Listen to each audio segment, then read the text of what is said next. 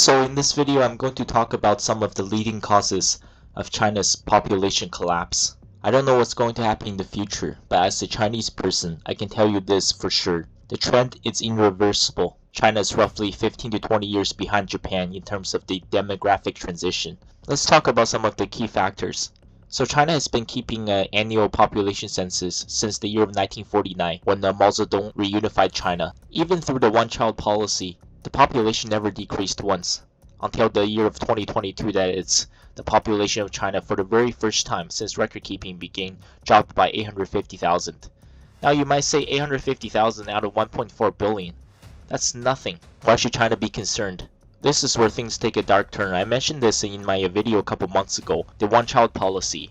This is one of China's worst crime against humanity.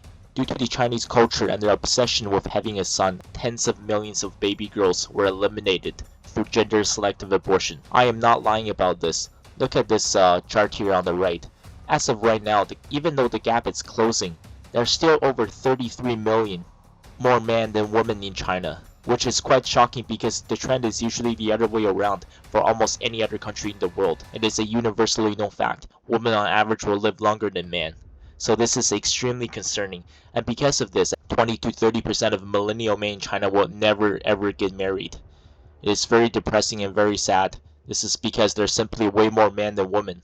I'm not lying about any of this. You can dig into some deeper research on your own. This also led to an epidemic peaking in the 1990s of kidnapping of young children, especially young boys.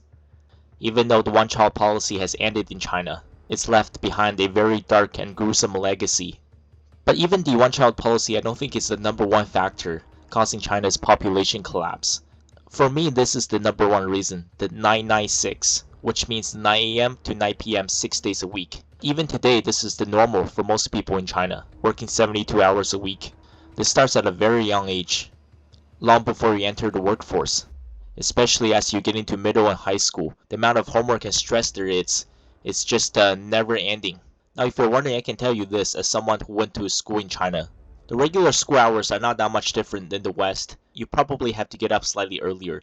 Typically, a school day could start at 7 or 7:30, and you could be done anywhere between 3 to 4 o'clock. But what China takes it to the next level is those preschool study sessions. It is absolutely forced onto you. I've had many of these preschool morning sessions between 5 to 6 a.m. So by the time your class actually starts at 7 or 7:30, your brain is completely drained. And in the Chinese culture today, being a blue-collar worker, it's an absolute no-no. Going to college is still a dirty word with many derogatory meaning, because attending college means that you did not get into university. And even nowadays, for many people, a degree is not good enough. You're expected to get a master's, then PhD, MD, go to law school, either doctor, engineer, lawyer, or get beat up at home. Many students don't have a choice. But you see, all of these things take a very long time. It's extremely hard to become a doctor. It's extremely hard to become a lawyer and get a PhD. You pretty much have to sacrifice the first 10 to 12 years of your adulthood. And by the time you do get there, you're probably around 30 years old. So how can you have a big family with 3 to 4 children? It's a lose-lose situation for the millennial and Gen Z Chinese students. So if you study and work every single day until you're into your 30s, your parents will blame you for being a nerd and a bookworm. All work, all school, no social life, no making friends, still single at 30, no boyfriend, no girlfriend. On the opposite side, if you choose to go out and have some fun, meet new people, go to the clubs, go to the bars, going on dates, your parents will then blame you for not doing enough to improve your academics career, for not getting a PhD, not becoming a doctor or lawyer, not getting into Harvard or MIT. We're all humans. Like, there's only so much you can do. We only have 24 hours in a day. It is impossible to do everything. This is also very important to mention. If you look at the Chinese population pyramid as of 2020, they're facing a huge population crisis right now.